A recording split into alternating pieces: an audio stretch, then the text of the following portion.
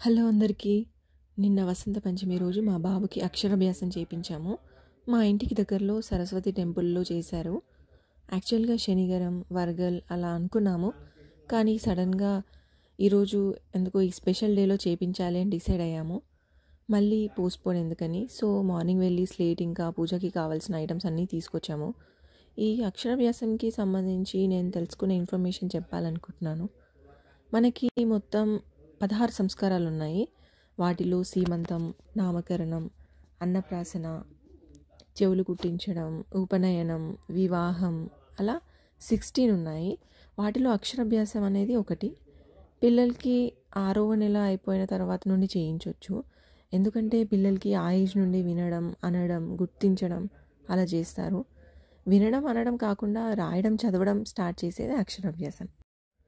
అబ్బాయిలకి ఈవెన్ మంత్స్లో అంటే 6, 8, 10 మంత్స్ అంటే సరి సంఖ్యలో చేస్తారు.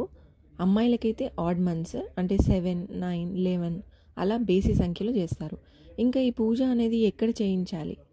శాస్త్రంలో చెప్పిన ప్రకారం ఏంటంటే ఎలాంటి పూజ అయినా కానీ మన ఇంట్లో చేయాలి అని చెప్పారు. కానీ ఇప్పుడున్న కాలంలో చాలా చేంజెస్ వచ్చాయి.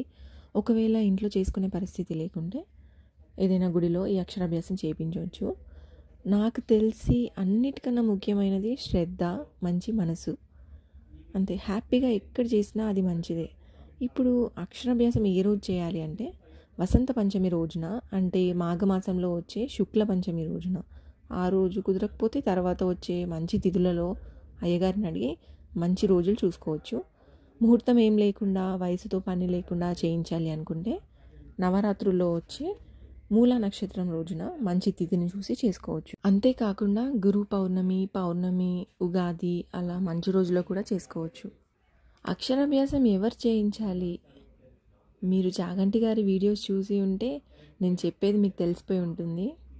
ఆయన ఏం చెప్పారంటే జన్మత గురువు తండ్రి, అందుకే అక్షరాభ్యాసం తండ్రితో చేయిస్తారు. కొడుకు వృద్ధిలోకి రావాలి అన్నా, సుఖపడాలి అన్నా హృదయంతో చేయిస్తాడు. కాబట్టి తండ్రి చేయించడం వేదం అంగీకరించిన ప్రమాణం.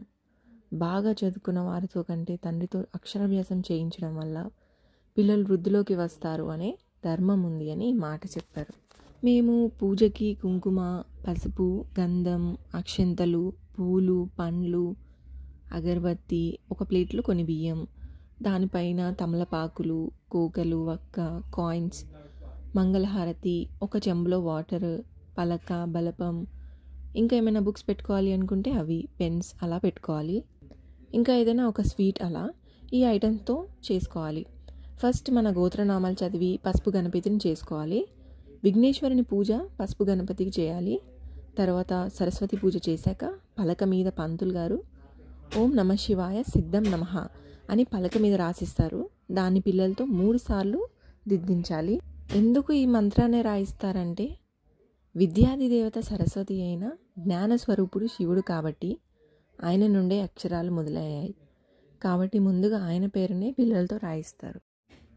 అలా 3 సార్లు ఓం నమ శివాయ సిద్ధం నమః అని రాపించాక ఇంకా ఆలు అలా ఇంకేమైనా ఇవన్నీ రాయించవచ్చు. తర్వాత ఒక కొబ్బరికాయని కొట్టి ప్రసాదం పిల్లలతో తినిపించాము. ఇది మా బాబు అక్షరాభ్యాసం 2025లో చాలా పీస్ఫుల్గా, హ్యాపీగా చేసుకున్నాము. ఇది ఈరోజు వీడియో. హోప్ మీ అందరికీ నచ్చింది అనుకుంటున్నాను. నచ్చినట్లయితే ప్లీజ్ సబ్స్క్రైబ్ చేసుకొని పక్కనే ఉన్న బెల్ ఐకాన్ని క్లిక్ చేయండి. బాయ్.